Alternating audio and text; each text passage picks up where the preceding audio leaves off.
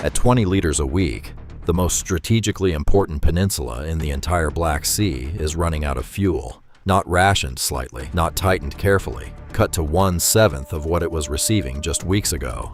Sevastopol, the city Russia annexed in 2014 and swore it would hold forever, the home port of the Black Sea Fleet, the crown jewel of Putin's entire imperial project in the south, is now operating on a fuel allowance so thin that civilians must pre-register through a government app just to queue for the privilege of buying enough gasoline to drive a few hundred kilometers for the entire week. The Kremlin, which has spent 12 years telling the world that Crimea is Russian and Crimea is permanent, has now publicly acknowledged the shortage. And once you understand exactly how Ukraine engineered this, what it is targeting, where, and at what cost, you will understand that this is not a supply disruption. It is the deliberate, systematic strangling of a peninsula Russia believed was untouchable. And the most unsettling part is that Ukraine is doing it without sending a single soldier across the line. What you are about to understand is not a battle. There is no frontline advance here, no dramatic footage of tanks rolling through city squares, no moment of collapse you can point to on a map. What Ukraine has built instead is something quieter and in many ways more dangerous for Moscow than any direct assault would be. It is a logistics kill campaign, executed drone by drone, bridge by bridge, truck by truck, designed to make Crimea so expensive to supply, so difficult to defend, and so miserable to occupy that Russia's own internal math eventually does the work that a ground offensive would cost thousands of lives to accomplish. To understand why this is working, you need to understand the geography, because the geography is the entire leverage point. Crimea is a peninsula. It does not connect to Russia by land in any practical sense, except through 3 routes. From the north and west, a narrow neck of land called the Perekop Isthmus, laced with roads, rail lines, and bridges over the North Crimean Canal.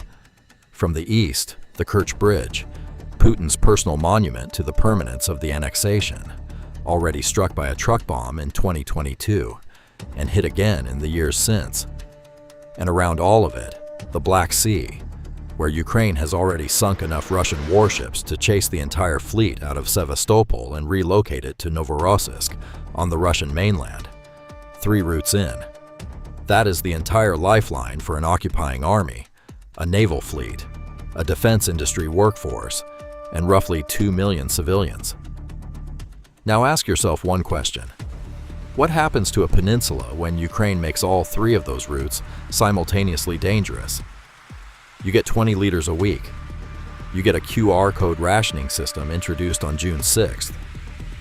You get an occupation governor admitting publicly that he could not issue new fuel codes because the tankers simply did not arrive. He declined to say why. Ukraine can say why.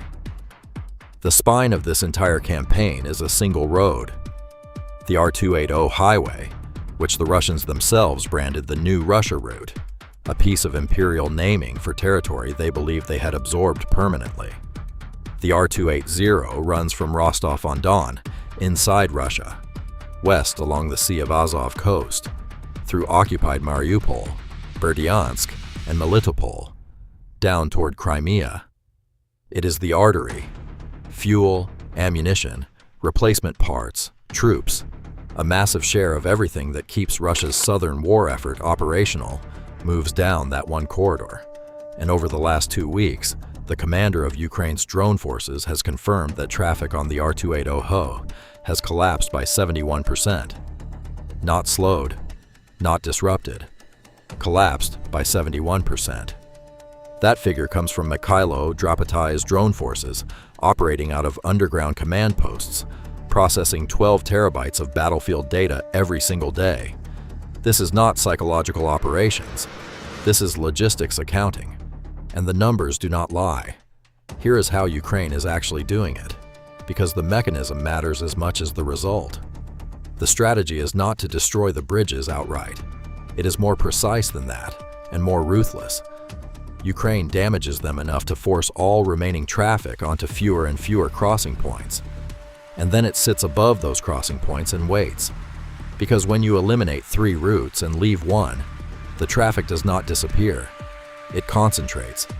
And a concentration of fuel trucks queued bumper to bumper on a single bridge span, visible from altitude on a clear targeting feed, is not a tactical problem for a drone operator.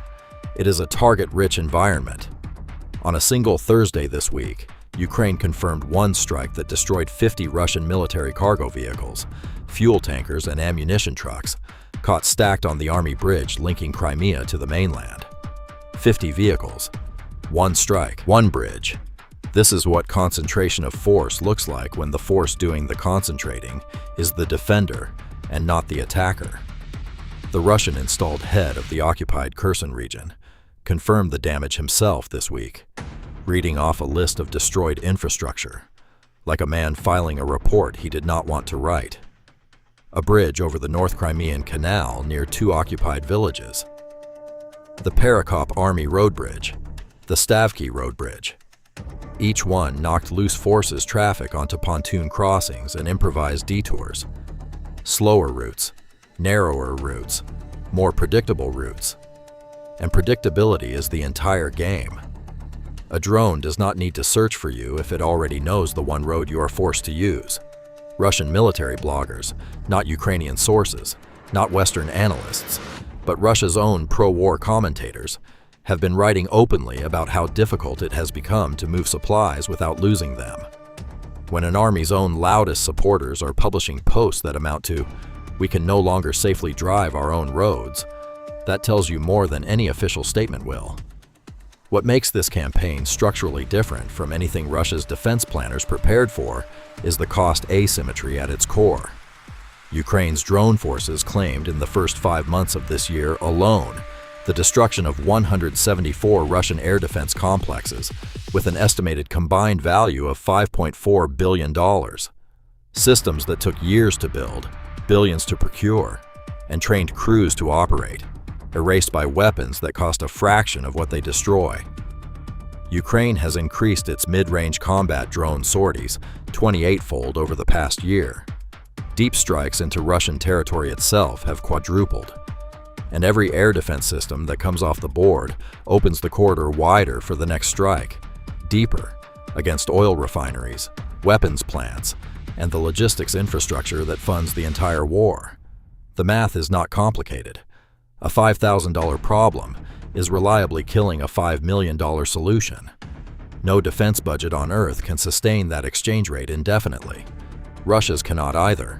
The Russian response has revealed exactly how badly the open supply routes have been compromised. There are confirmed reports that Russian forces have begun disguising military fuel transports as civilian vehicles, painting over military markings, mixing supply convoys into ordinary traffic flows, hoping a drone operator will hesitate before engaging what appears to be a civilian tanker or a private car. Think carefully about what that behavioral shift tells you. It tells you that open-marked military movement along Russia's own rear supply lines has become so dangerous that the occupying force would rather use the civilian population as camouflage than risk running logistics in daylight. That is not the behavior of an army that controls its rear area. That is the behavior of an army that has been driven into the shadows on its own territory. The commander of Ukraine's unmanned systems forces stated his objective plainly this week. Within another month, he said, his forces will have what he described as total control over the R280. Whether that timeline holds, whether Russia adapts faster than Ukraine can press, whether the electronic warfare balance shifts before the campaign reaches its stated goal, none of that is certain. Wars of attrition do not respect confident timelines. Russia has weathered logistics crises before. The Kerch Bridge has been damaged and repaired. Sea routes can be expanded. Fuel can be stockpiled. And Ukraine's current drone advantage depends on an electronic warfare